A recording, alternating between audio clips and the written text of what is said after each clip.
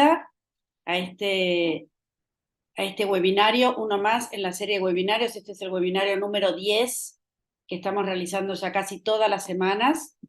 Queremos agradecerles, este webinario además es muy especial para nosotros y para nosotras. Les agradezco por favor que quienes ingresen silencien sus celulares, sus micrófonos, por favor, para facilitar el evento. Ahí está.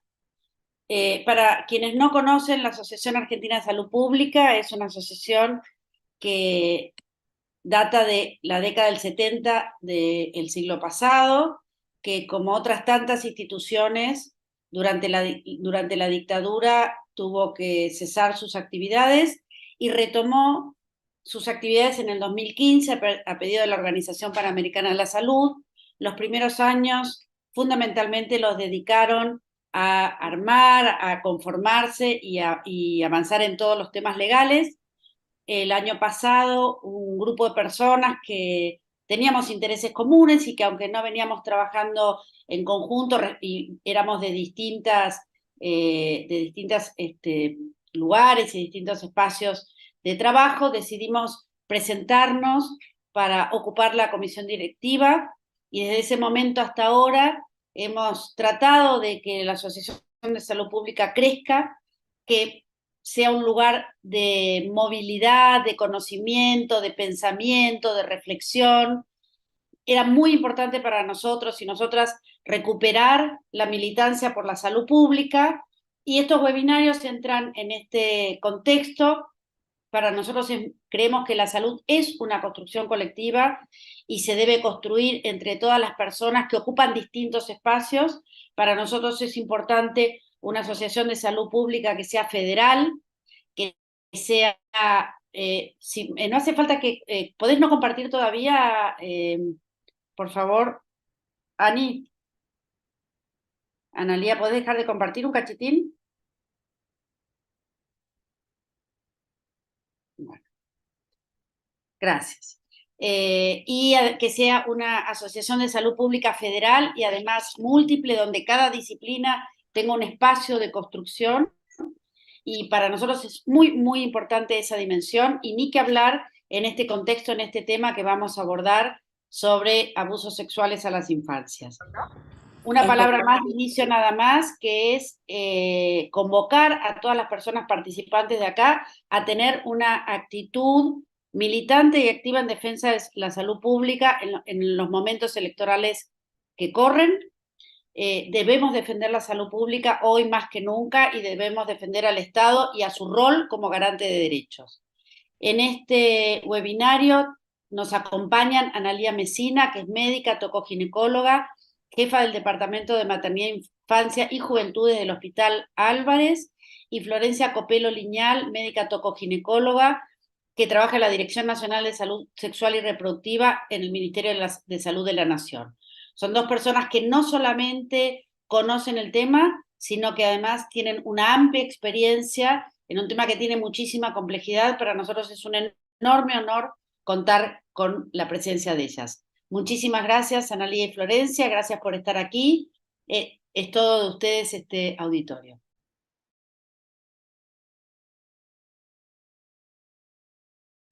Analía está silenciada, tenés que desilenciar tu micrófono. Ahí. Hola, ahí vamos. Bueno, buenas tardes, queridas compañeros, compañeras, compañeres. Para nosotros es un alto honor que nos hayan invitado a hablar de este tema, porque es tan complejo y es tan difícil como lo que les vamos a presentar ahora.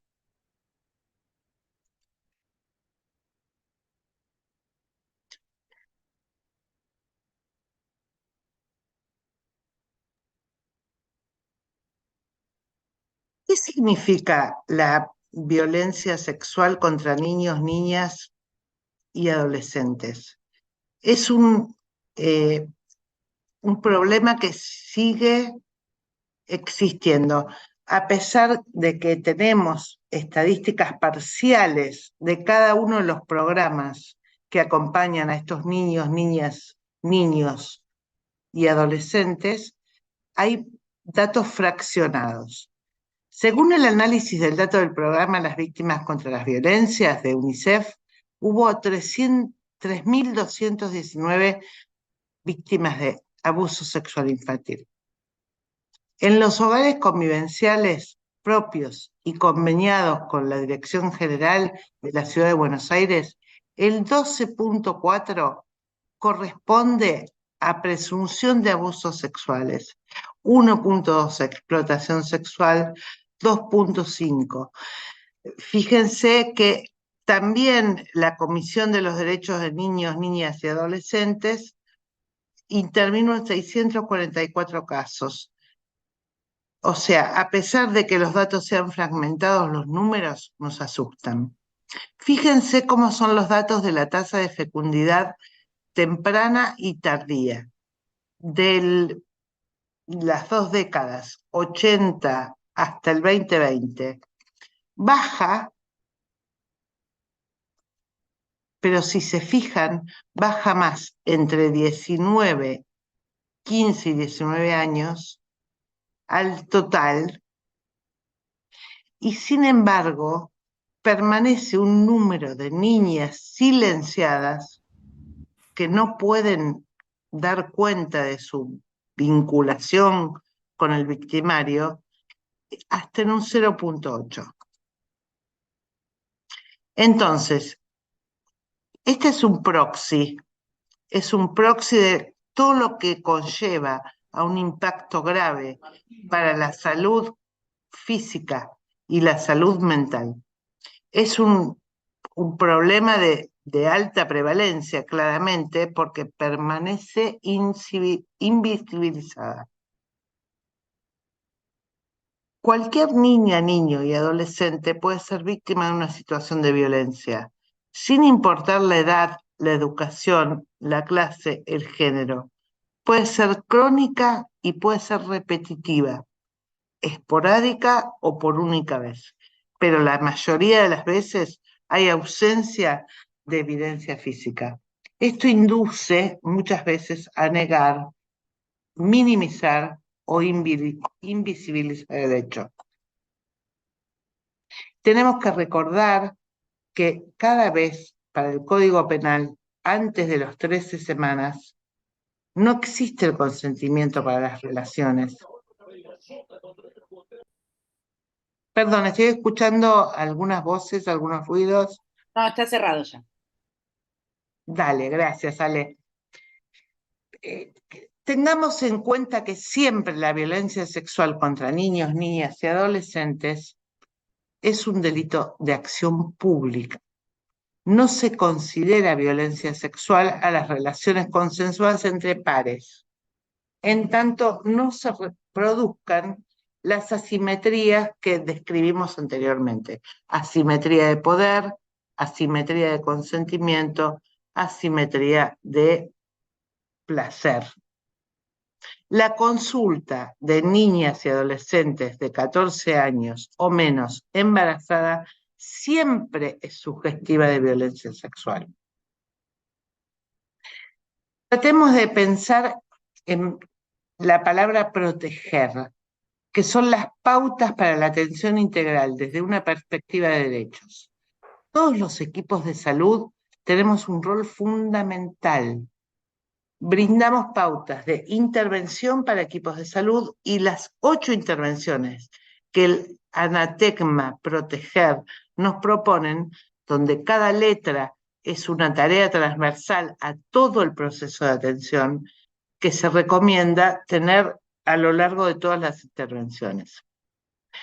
Prestar atención a los indicadores de violencia sexual, realizar la valoración del riesgo de esta niña, niño o adolescente.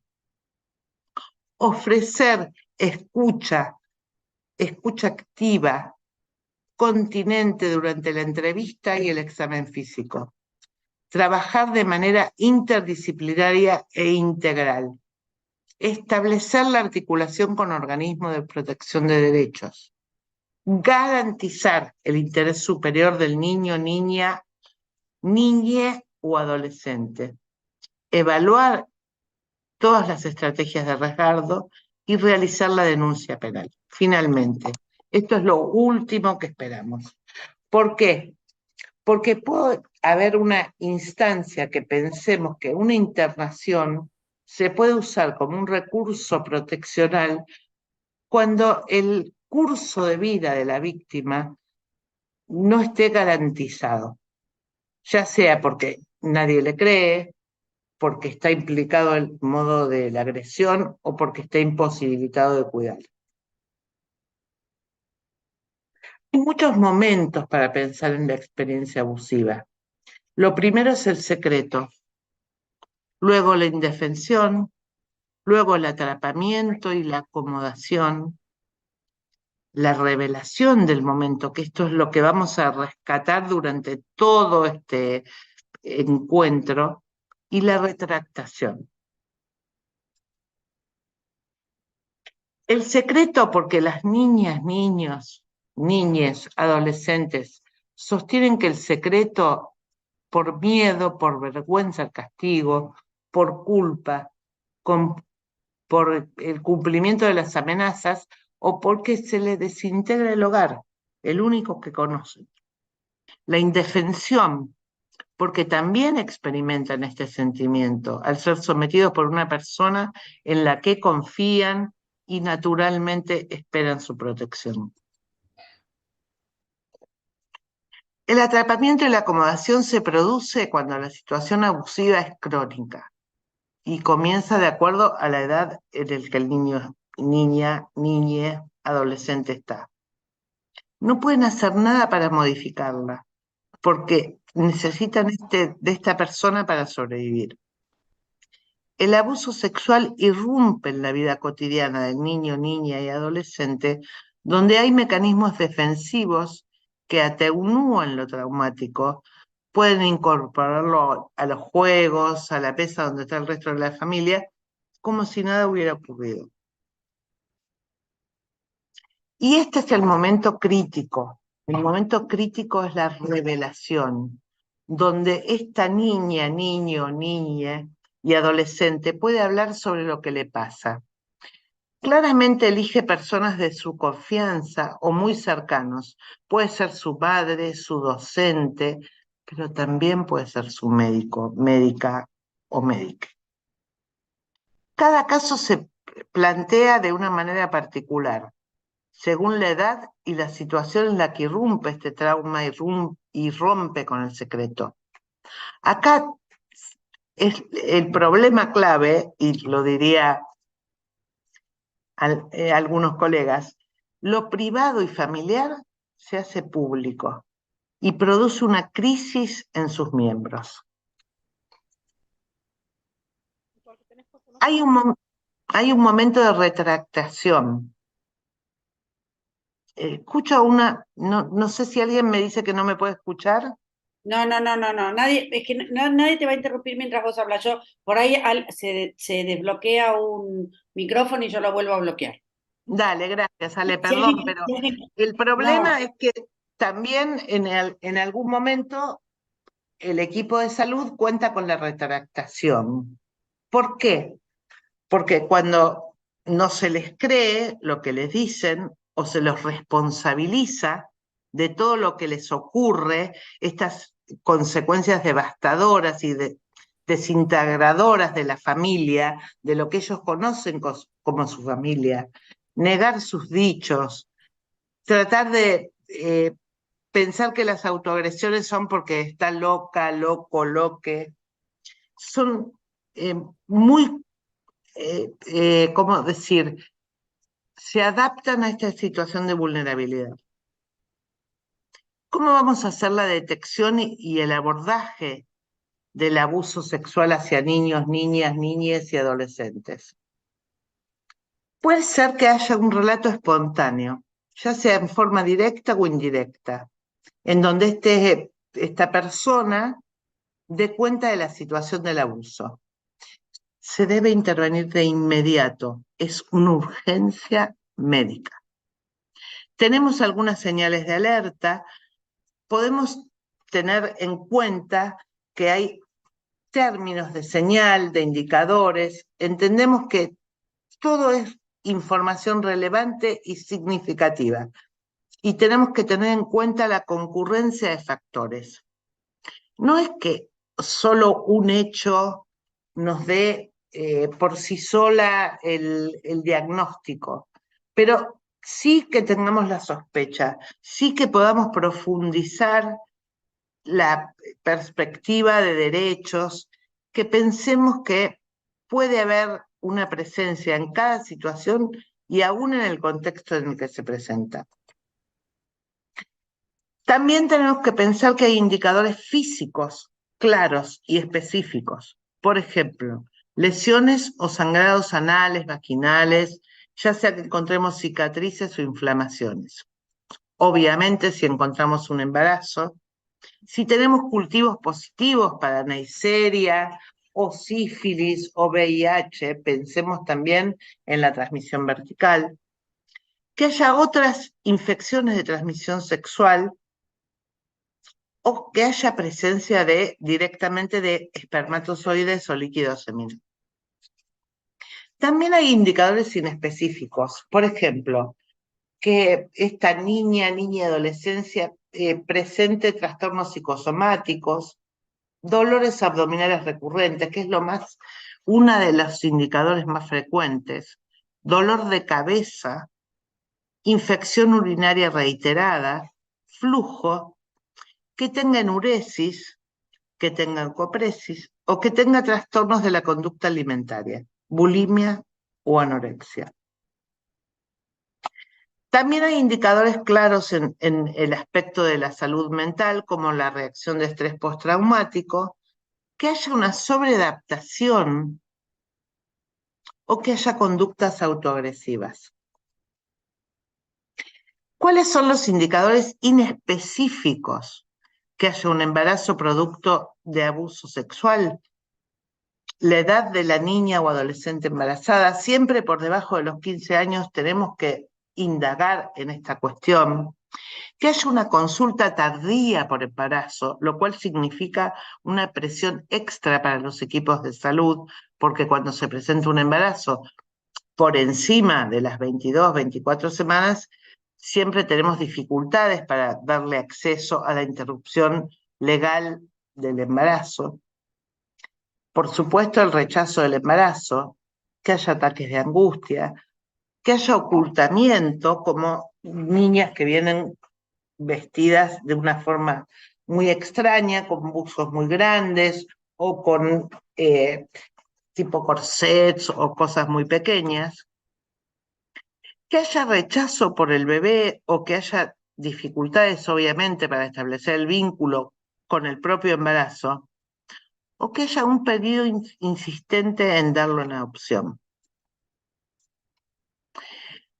¿Qué podemos hacer desde el sistema de salud? Claramente las personas pueden llegar de diferentes formas. Digo personas porque son personas de acuerdo al nuevo Código Civil y Comercial. Puede ser que lleguen por parte de familiares o personas cercanas que vean algún signo de alarma, o puede ser que lleguen por un organismo de protección. También pueden venir por muchos lugares. Por eso es muy importante que todos y todas y todes estemos capacitados, porque pueden venir por el consultorio externo de pediatría, por clínica, por medicina familiar, por salud mental, por un servicio de urgencia, por los dolores abdominales, justamente lo que decía que era un signo muy frecuente de presentarse, o puede ser por diferentes servicios, por ejemplo, servicio social o ginecología por falta de menstruación. ¿Cuál es nuestro objetivo? ¿Cuál es nuestro objetivo en esta conversación? Pensar en construir una hipótesis diagnóstica, pero además poder hacer una evaluación preliminar del riesgo. O sea, si volvemos a mandar a esa niña, adolescente a su domicilio o la tenemos que resguardar. Poder brindarle una atención médica integral y oportuna. Y siempre pensar que la sospecha se construye a partir no solo de la entrevista de la niña, adolescente, sino también de las personas adultas que la acompañan. Esto es muy importante. No alcanza solo con esto, sino que hay que explorar las redes. Siempre el recurso que tenemos de estas herramientas depende de la edad, de la situación, del contexto y de los recursos de los que dispongamos en cada servicio. Para empezar, quiero decir que la escucha apropiada es justamente que la persona que la recibe no necesariamente tiene que ser un profesional. Puede ser que integre un equipo administrativo y que frente a la sospecha de que esta niña tenga reiteradas consultas pueda advertirnos de esta situación. Es muy importante que podamos habilitar este espacio decidido a confiarle una situación que hasta este momento no nos había podido decir y darle este espacio. Es muy importante que la persona en la que el niño, niñe o adolescente ha depositado su confianza, la acompañe. Esto es lo que se llama derivación asistida. Hay que acompañar a este niño, niñe o adolescente que se decide hablar hasta aquel espacio donde se sienta escuchado y acompañado. Y nunca desconocer, también esto hay que decirlo, que la propia persona que lo acompaña puede ser el agresor. ¿Qué llamamos entrevista especializada? Bueno, desde el sistema de salud, nosotros no somos ni fiscales ni policías. No tiene objetivo que describir o detectar si el hecho ocurrió o no ocurrió. Lo que tenemos que hacer es detectar la información básica para tomar las medidas de protección que sean necesarias para este niño, niña, adolescente. Quiero ser clara. También hay que brindarle la confianza para que sepa que lo vamos a acompañar. De ninguna manera tenemos que intentar ser policías, nuevamente. Nosotros somos sistema de salud. Recepcionamos la solicitud de este niño, niña o adolescente en sus preguntas, en sus necesidades. No somos ni fiscales ni policías. Entonces tenemos que acompañar la necesidad que nos manifiestan en ese momento. Es cierto que tenemos que presentar la causa penal, pero esto será para otra prueba, para otro momento de la etapa judicial. Nosotros tenemos que levantar a mano alzada la justificación, lo que el niño, niña nos relata, sin interferir. Es cuestión judicial y de la policía castigar al victimario y no perseguir a la víctima ni al equipo receptivo. De nuevo, pero cada uno de nosotros, por eso mi propuesta es cambiar las preguntas, tenemos que tener formación y experiencia sobre el abordaje de situaciones de violencia. No podemos dudar en el momento de abordar la entrevista. La entrevista tiene que ser hecha en un marco justamente de confianza, de escucha activa y de no, de ninguna manera juzgar al niño, niña o adolescente que se nos presenta en la consulta. También es cierto que algunas veces no nos corresponde o no podemos encontrar un espacio físico adecuado, que no haya ruidos, intromisiones, que no se quiebre la confidencialidad. Pero estoy segura que albergar a este niño en un espacio, en un proceso de empatía, puede acompañarlo mucho mejor que un consultorio cerrado donde no se le brinde el espacio. También es importante recordar que esto es una urgencia médica. No hay forma de no brindar atención inmediata para que nadie que pueda tener Sí, sí, Anita.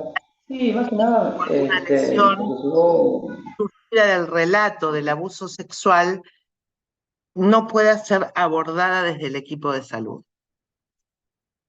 Y Flor, si querés, te dejo a partir de ahora que hables de todos los estudios. Eh, Vos- sí, si me dejas compartiendo y así, porque estoy con problemas de audio en la computadora, así que estoy en dos pantallas, y te parece, y vas pasando vos, yo voy Dale, escribiendo. sí, vos avísame, pasá y yo lo hago. Bueno, sí, bueno, como venía diciendo Analía, la atención médica es fundamental en el momento de la develación, en el momento del contacto con el sistema de salud de este niño, niña o adolescente. Entonces es nuestra labor, en un primer momento también empezar a rastrear y a poder tomar conocimiento de los riesgos de infecciones principalmente, que es una de las primeras urgencias que se presentan, ¿sí? Para eso, tratar de tomar cultivos de los lugares donde pudo llegar a habido penetración o intento de penetración para enfermedades de transmisión sexual, como gonococo y clamidia, ¿sí? También tratar de hacer tomas para hacer un frotis, ¿sí? Y después los análisis basales de sangre de enfermedades de transmisión sexual, como sífilis, HIV, hepatitis B, hepatitis C, y realizar test de embarazo en caso que corresponda, ¿sí? Para tener un diagnóstico de embarazo previo, ¿sí? En personas que ya están con capacidad de gestar. Después, por supuesto, tratamiento de las lesiones corporales que pueda llegar a haber, tanto corporales generales o particularmente en genitales, ¿sí?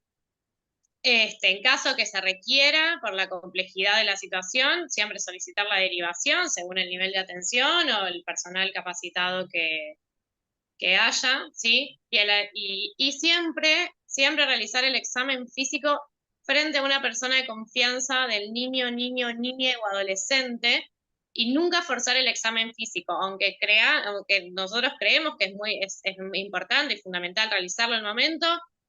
Nunca forzar la situación, porque es volver a victimizar eh, al niño, niña o adolescente que está transitando esta situación. Obviamente la anticoncepción de emergencia, ¿sí? En niñas y adolescentes, no subestimarla por considerarlas niñas, muchas veces se desestima, se pasa por alto y después aparecen los embarazos con diagnósticos tardíos y con más complejidad de resolución. Debe ofrecerse inmediatamente y hasta 5 días después, y el acceso a la anticoncepción de emergencia, siempre tener en cuenta que no descarta la posibilidad de embarazo, ¿sí? Entonces, en caso de que ausencia de menstruación, realizar un test de embarazo igualmente, aunque se haya accedido a la anticoncepción de emergencia. Siguiente, Ana.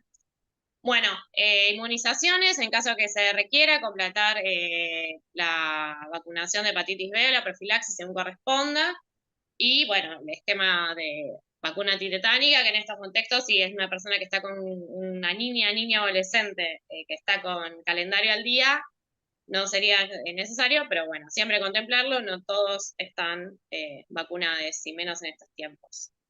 Después está la profilaxis post-exposición, que es fundamental, el llamado PEP, que es, idealmente es iniciarlo entre las 2 horas y no más allá de las 72 horas, es para prevenir la exposición a HIV,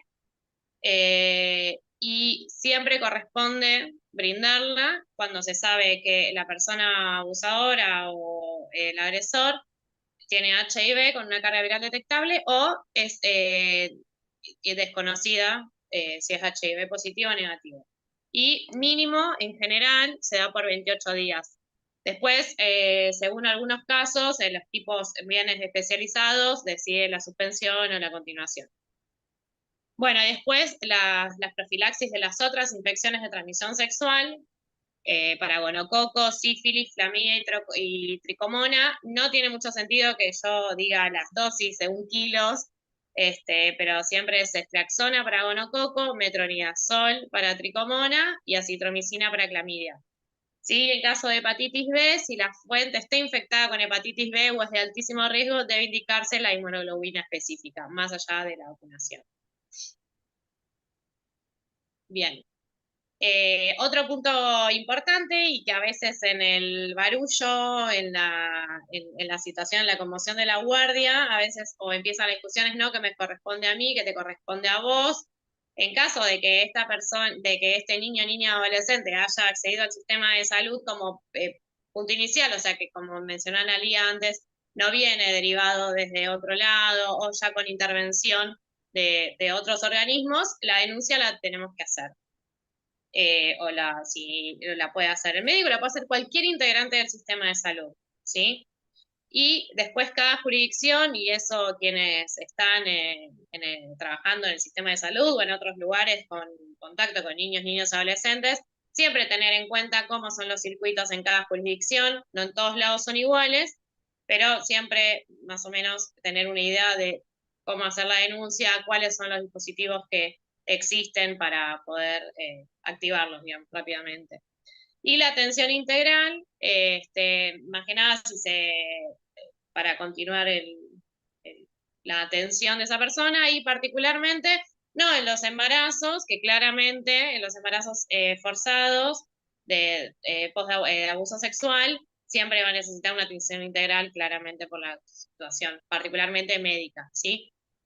La siguiente, ahora sí, y para ir más o menos finalizando, pues queremos volver a hablar un poquito de embarazo infantil forzado, porque también creemos que que muchas veces es donde se empieza a ver todo lo que hay por detrás, ¿sí? Muchas veces niñas llegan embarazadas, muchas veces hay lugares, cada vez menos, pero que están como que es costumbre, es común, y bueno, y pasa, y no se toma ninguna intervención al respecto.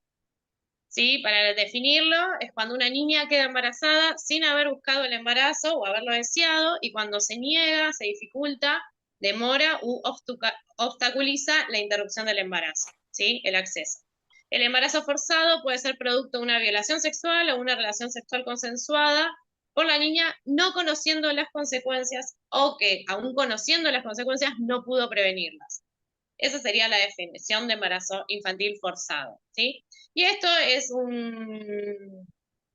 es como un algoritmo, por decirlo técnicamente, es como un mapita que está sacado de la hoja de ruta para embarazo menores de niñas menores de 15 años, ¿sí? Donde habla de cómo sería el camino para el abordaje de un embarazo en una niña menor de 15 años, ¿sí? Entonces, primero siempre la detección de embarazo. En ambos casos, en caso de que el embarazo sea producto de un abuso sexual, que es lo que más nos compete en la charla de hoy, siempre brindar la consejería en derechos, en ambos casos siempre igual. En caso que se decida interrumpir el embarazo, dar el acceso a esa interrupción del embarazo, y en caso que continúe con el embarazo, post evento, ya sea con la finalización del embarazo por interrupción o por nacimiento, hacer la consejería y en anticoncepción post-evento obstétrico. Sí, obviamente un seguimiento integral, una niña madre necesita un seguimiento muy puntual, cercano, por todo lo que nos excede ahora en este momento, por todo lo que tiene que ver con el desarrollo después de su vida en adolescencia y mayor. Siguiente, Ana.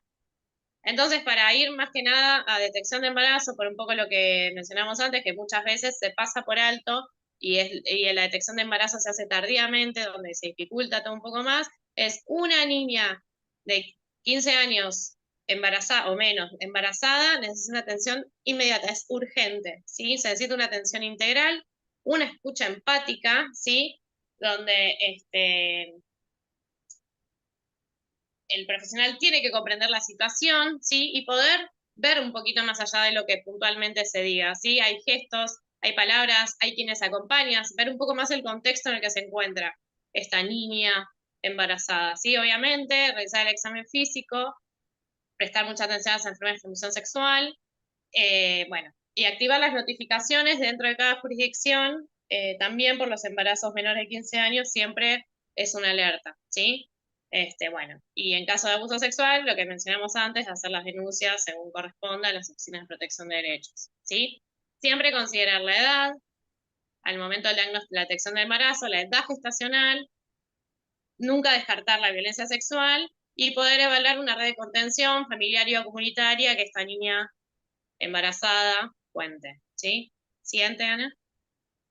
Bien, ¿qué no hacer? Es difícil, ¿sí? Hay muchas cosas que se van arrastrando sistemáticamente, pero que hay que cambiarlas. Es así, primero, nunca asumir el deseo de maternar de una niña o adolescente. Y peor aún si es menor de 15 años, por lo que mencionamos antes, ¿sí?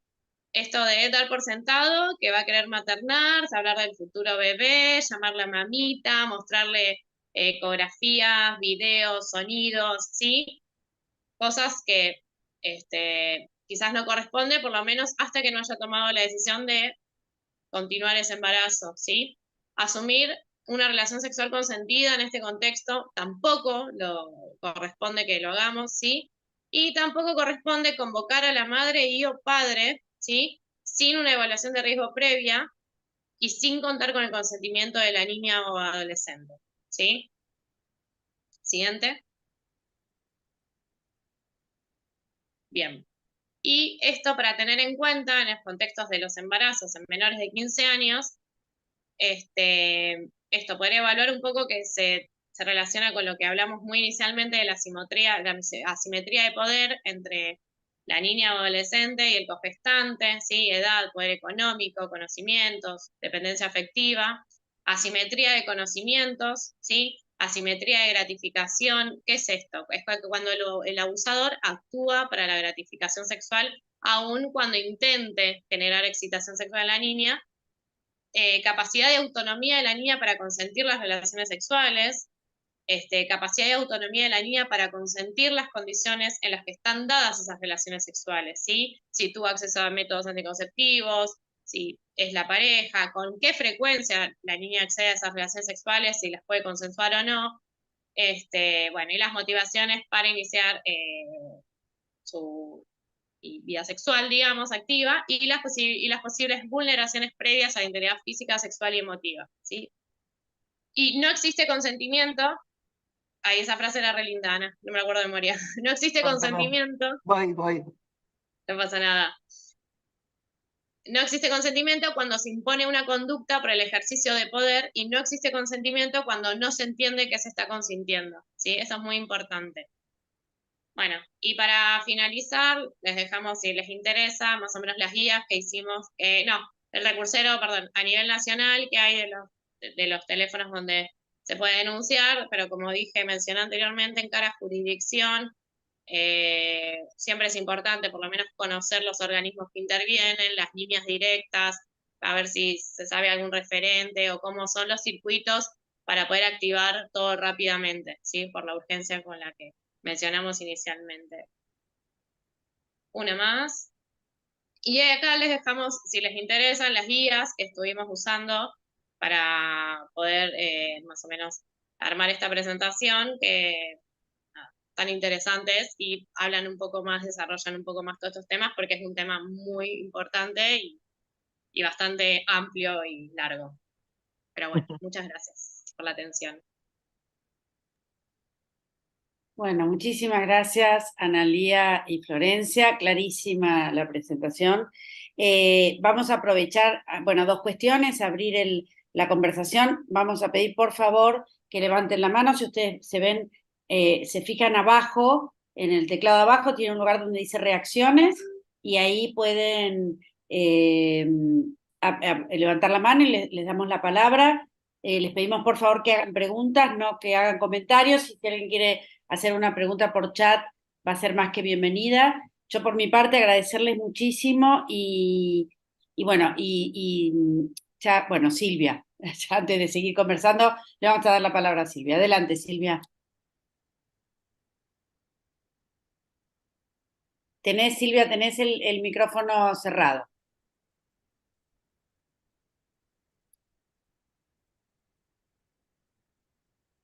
Ahí apagaste la cámara.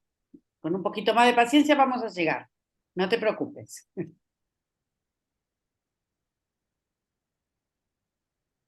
Bueno, no estarías pudiendo. ¿Querés, mientras tanto, Silvia, mandar por chat, hacer algún comentario por chat? Ahí está. Hola, buenas tardes. Soy Silvia Batistela. soy psicóloga social y docente. Esto de la denuncia, ¿me escuchan? Esto de la denuncia. En educación, las denuncias no prosperan. ¿Qué pasa con esto? Y tenemos muchos casos. ¿Qué pasa con esto? Me gustaría contestarte. Es como tantas cuestiones que tenemos vinculadas a la justicia. De todos modos, a mí me pareció que la charla que ofrecimos, tanto Flor como yo hoy, estaba centrada en el sistema de salud. ¿Qué pasa cuando llega una niña, niño, niñe o adolescente al sistema de salud?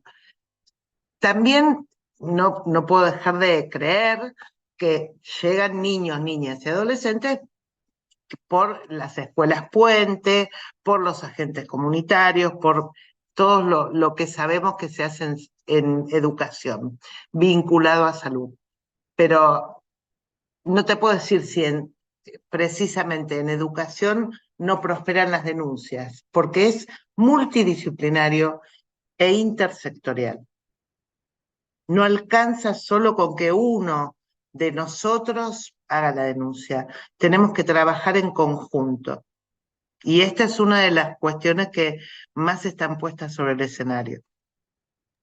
Gracias, Analía. Y aprovecho yo también a comentar, yo hace muchos años que estoy trabajando en distintas partes del país, desde hace más de 25 años, y yo querría retomar esto que dijo Analía de las redes intersectoriales, digo, de lo que es el sistema de protección.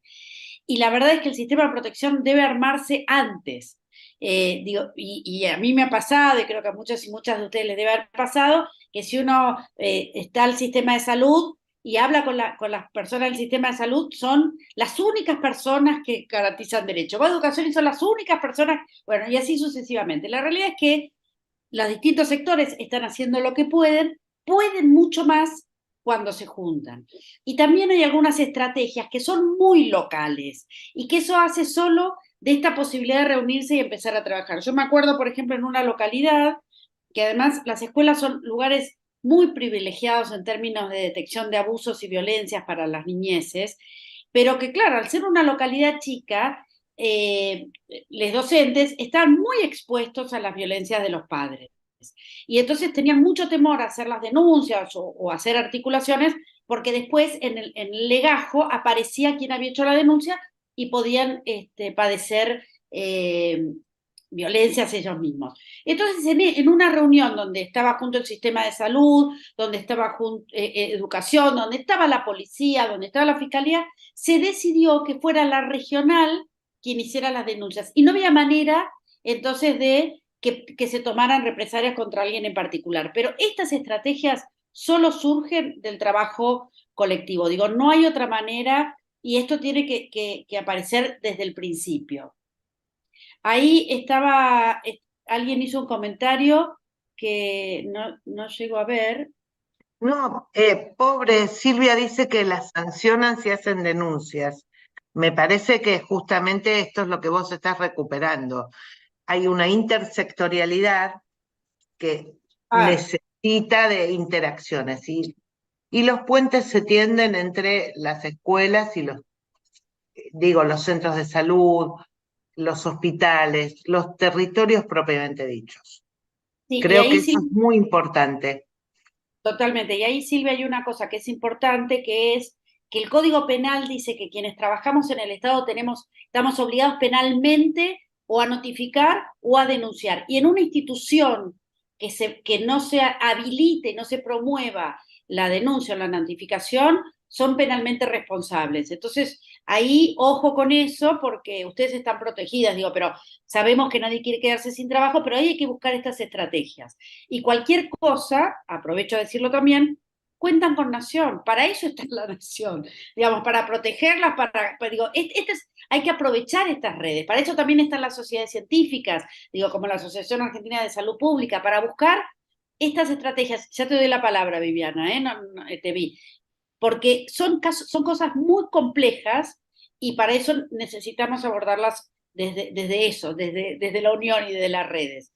Nadie Viviana, está solo. Tenemos que recordar que no estamos solos. de verdad lo digo, en esto de protección, sobre todo a las niñeces, la docencia, el desarrollo social, la salud, deben tender puentes, sin pensar en cuestiones clásicas de esto es mío, esto es tuyo. Por eso nosotras tratamos hoy de justamente mostrar las lesiones desde el aspecto físico, pero también desde salud mental y desde el desarrollo social. Cualquiera de nosotras que estamos involucradas en esta cuestión de la vida y el desarrollo de niños, niñas y adolescentes, podemos estar interpelados.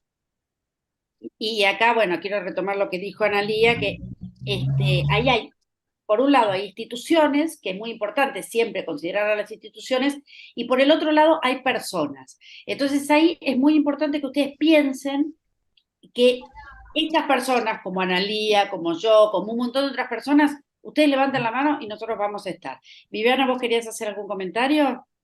Sí, buenas tardes. Les quiero contar, yo trabajo en la Dirección General de la Mujer, en uno de sus centros integrales.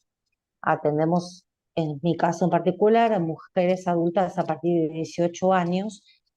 Y en relación a este tema, si bien atendemos a ellas, a veces de la escucha de la primera entrevista de admisión o posteriores, empezamos a pensar en la posibilidad de que algunos de sus hijos o hijas estarían pasando por una situación de abuso. Entonces, en el caso a caso, vamos con mucho cuidado y prudencia para ayudar a esa madre a ver si nos cuenta claramente o si ella tira frases que no se da cuenta y niega la situación para ver si la podemos ayudar a pensar y a encontrarse con la realidad de que hay un abuso sexual de alguno de sus hijos o hijas.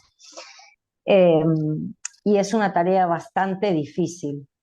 Hoy nos pasó que nos llamaron de la OBD porque hicimos una derivación para que una señora fuera a denunciar por situaciones de violencia de su ex hacia ella y hacia sus hijas.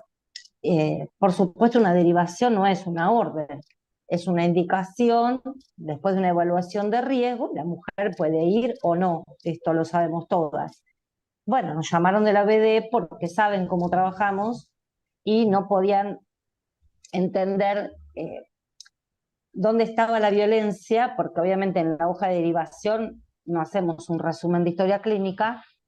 Y bueno, hemos dado algunos datos tratando también de no romper el secreto profesional, porque también uno tiene que tratar de cuidar eso, de cómo lo cuenta y demás. Así que lo que quiero decir es que en el caso a caso, como venían diciendo las expositoras, es difícil la detección y es difícil la denuncia. ¿Por qué? Cuando hay un niño, niña o adolescente o una madre que viene y cuenta, es más fácil una primera parte, ni hablar de si hay lesiones físicas.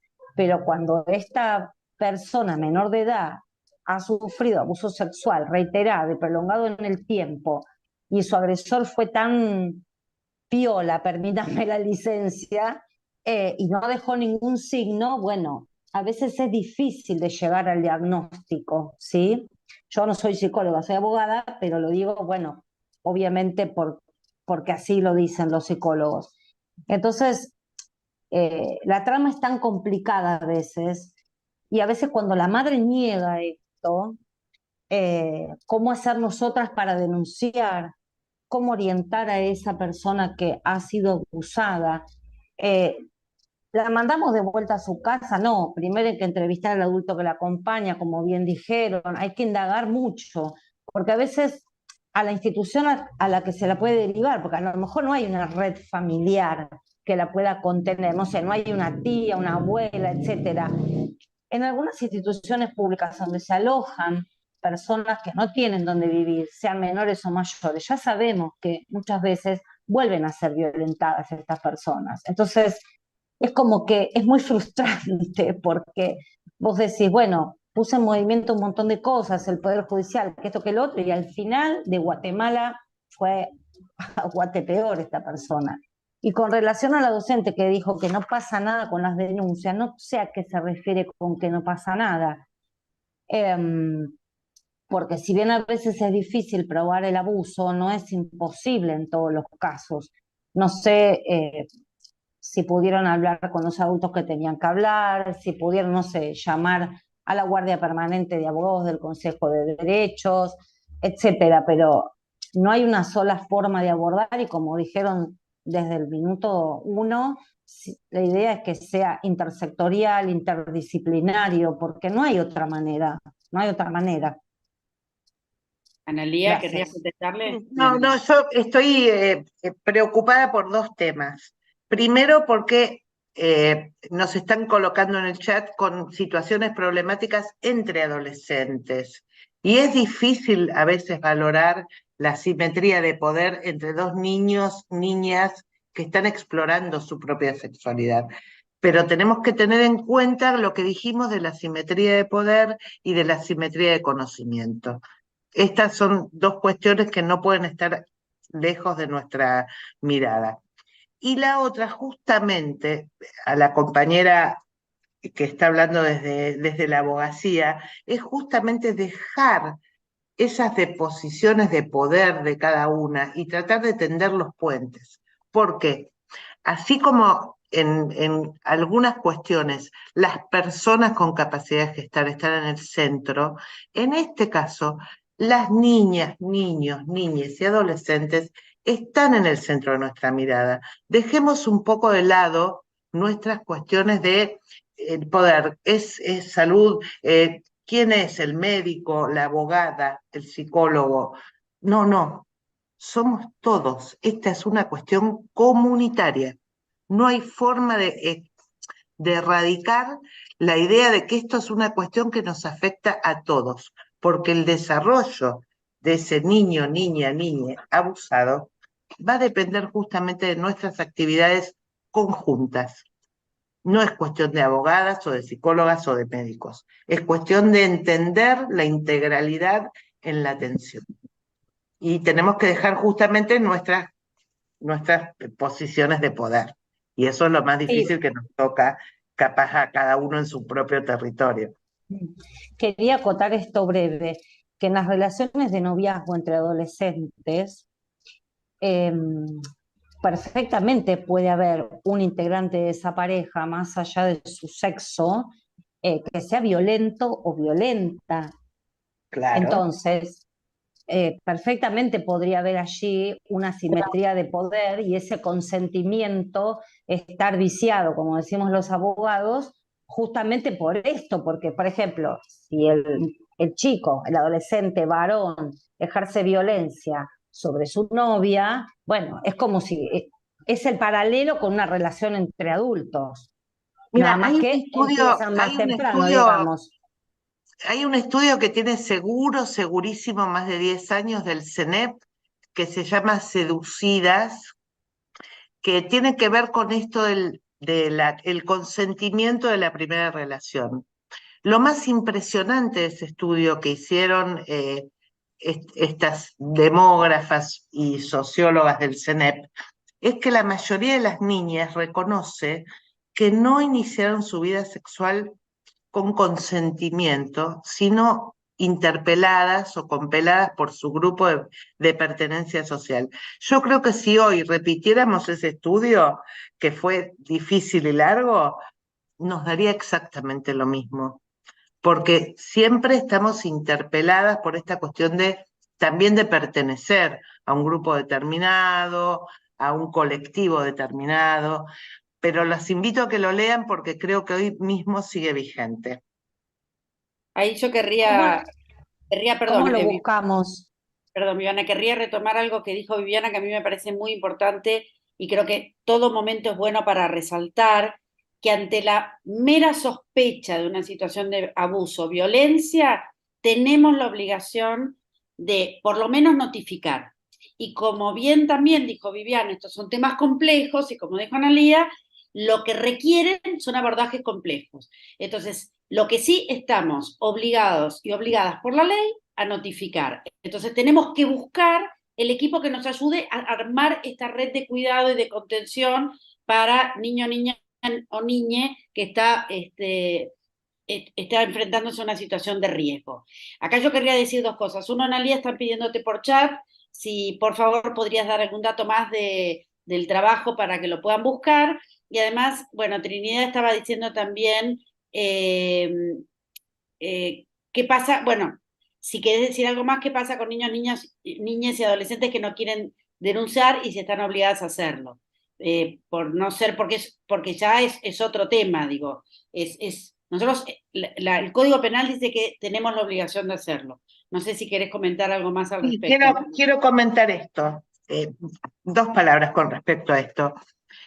Seguro que seguimos discutiendo la pertinencia de esta denuncia, cómo llegó al grupo de diputadas que llevaron adelante esto. Yo creo que es muy valioso, pero también es valioso pensar que no tiene un tiempo cronológico determinado.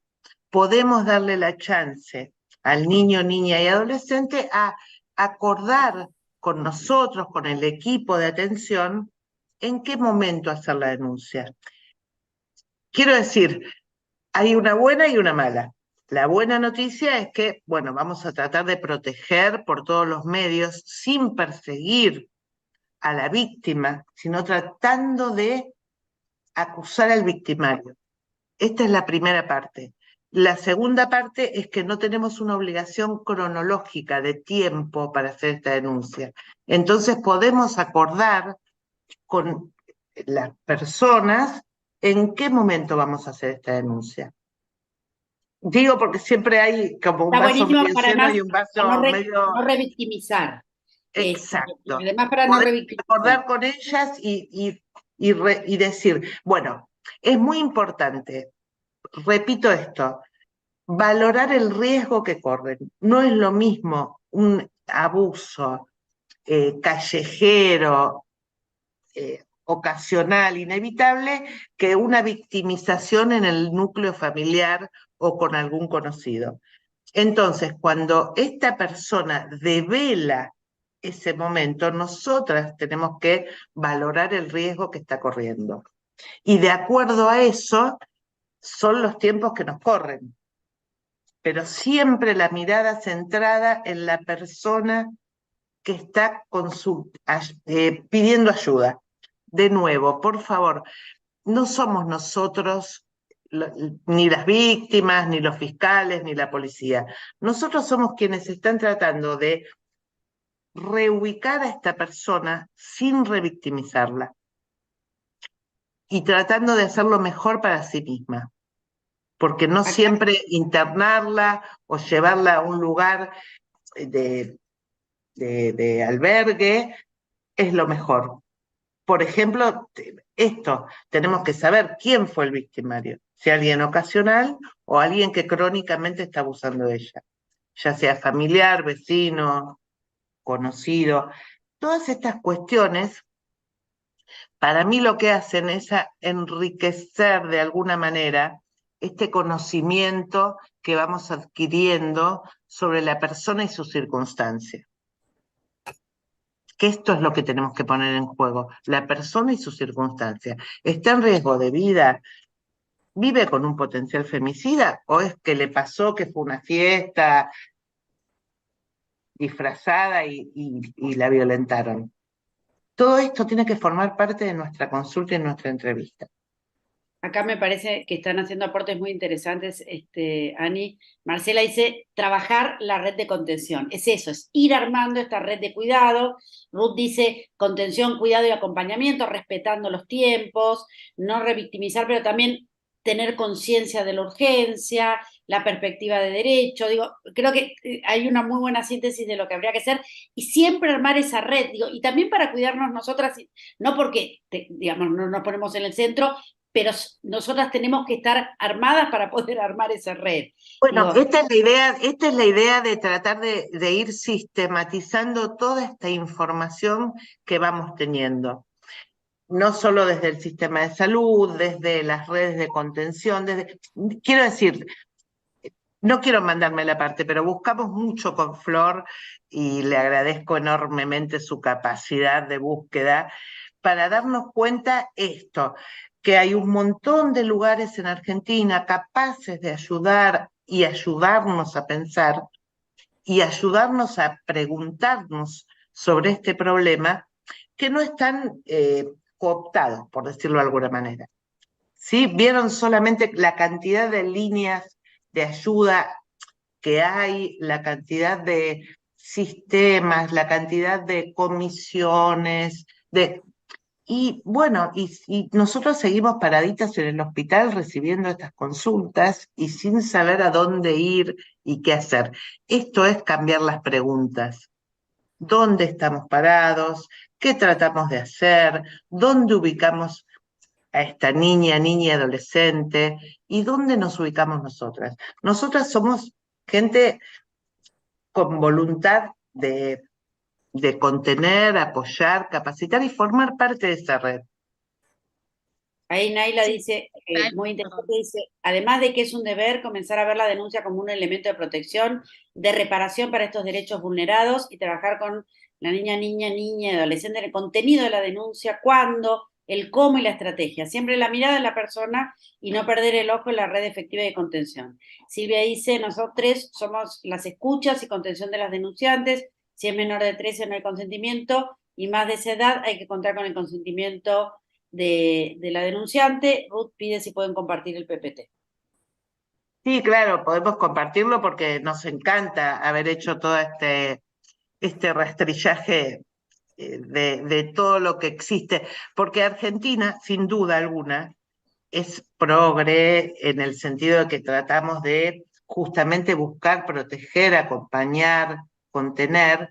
Tenemos muchas leyes, tenemos muchos programas, pero lo que nos falta es tener un puente, que todos ellos se encuentren y que sistematicemos toda la información que hay, que sepamos qué nos está pasando, que podamos dar una respuesta eficaz y eficiente en tiempo y forma. Bueno, si nadie más quiere hacer una pregunta, ahí dice, estos encuentros, gracias Red, sin ninguna duda, estos encuentros tejen la red y sin ninguna duda nosotros queremos colaborar para eso desde la Asociación Argentina de Salud Pública. Viviana Salomón te pregunta si cómo llegar Sí, al informe que citó llamado Seducidas. podemos encontrarla, les digo, en la página del CENEP, pero es un trabajo que tiene más de 10, 15 años, pero yo se los voy a mandar, te lo mando a través tuyo, Ale. Vale, CENEP está acá. Por mi parte, como vicepresidenta de la Asociación de Salud Pública, agradezco muchísimo a Analía Mesina y a Florencia, a quienes además saben que respeto muchísimo, no solamente por este espacio, sino por su compromiso de siempre, por su generosidad de siempre, por su simplicidad y su apertura. Agradezco muchísimo a las más de 50 personas que se estuvieron conectando a lo largo de este webinario. Y en estos tiempos que corren, querría terminar con una frase de Mariano Moreno que dice, allí donde partir es imposible, donde permanecer es necesario, donde nunca se está del todo solo, donde cualquier umbral es la morada, allí donde se quiere arar y dar un hijo, allí donde se quiere morir, allá estará la patria. Así que les invito a seguir construyendo patria desde todos sus espacios de trabajo y de compromiso porque mientras haya personas como ustedes, la niñez va a estar más protegida. Muchas gracias a todas, todos y todes por estar aquí. Muchísimas gracias y nos vemos las veces que ustedes quieran. Un enorme abrazo. Gracias Un por la abrazo. invitación. Y muchas gracias. muchas gracias. Chao.